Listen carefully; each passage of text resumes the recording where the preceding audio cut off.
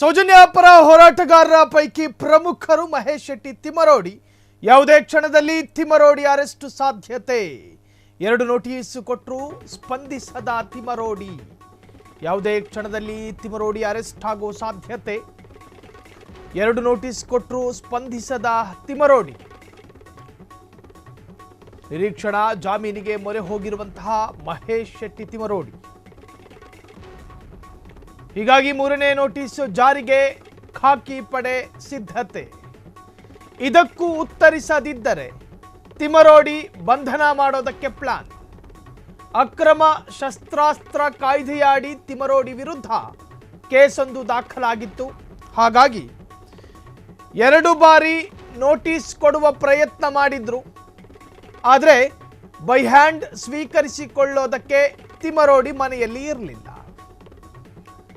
ಹಾಗಾಗಿ ಆಂಟಿಸಿಪೇಟರಿ ನಿರೀಕ್ಷಣಾ ಜಾಮೀನು ಅದರ ಮೊರೆ ಹೋಗಿದ್ರು ಮಹೇಶ್ ಶೆಟ್ಟಿ ತಿಮರೋಡಿ.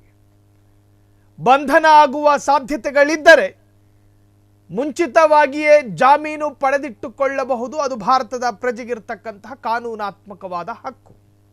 ಹಾಗಾಗಿ ನಿರೀಕ್ಷಣಾ ಜಾಮೀನಿನ ಮೊರೆ ಹೋಗಿದ್ದು ತಿಮರೋಡಿ. ಹೀಗಾಗಿ 3ನೇ ನೋಟಿಸ್ ಜಾರಿಗೆ ಖಾಕಿ ಪ್ಲಾನ್ ಅನ್ನು ಮಾಡಿಕೊಳ್ತಾ ಇದೆ. ಇದಕ್ಕೂ ಉತ್ತರಿಸದಿದ್ದರೆ ತಿಮರೋಡಿ ಬಂಧನ ಮಾಡೋದಕ್ಕೆಲ್ಲ ಪ್ಲಾನ್.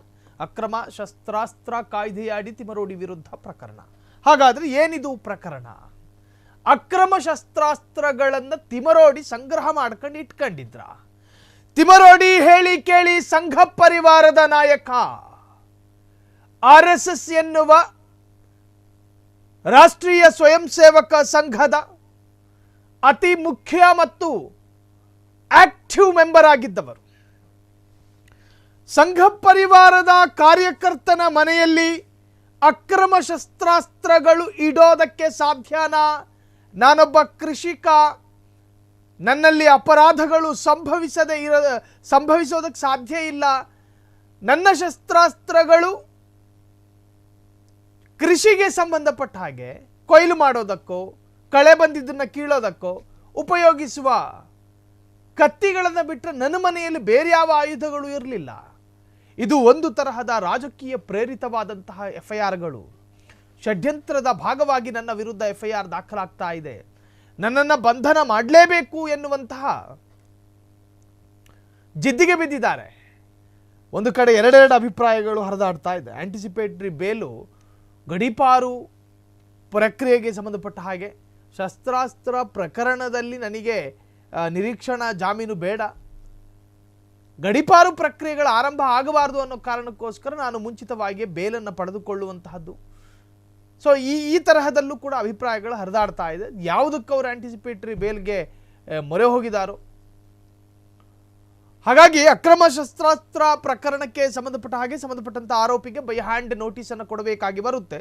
ಪೊಲೀಸರು 1 ಬಾರಿ ಅವರ ಮನೆಗೆ ಹೋದರೆ ತಿಮರೋಡಿ ಇರಲಿಲ್ಲ. 2ನೇ ಬಾರಿಗೂ ಕೂಡ ಪ್ರಯತ್ನ ಪಟ್ಟಿದ್ದಾರೆ, ತಿಮರೋಡಿ ಇರಲಿಲ್ಲ.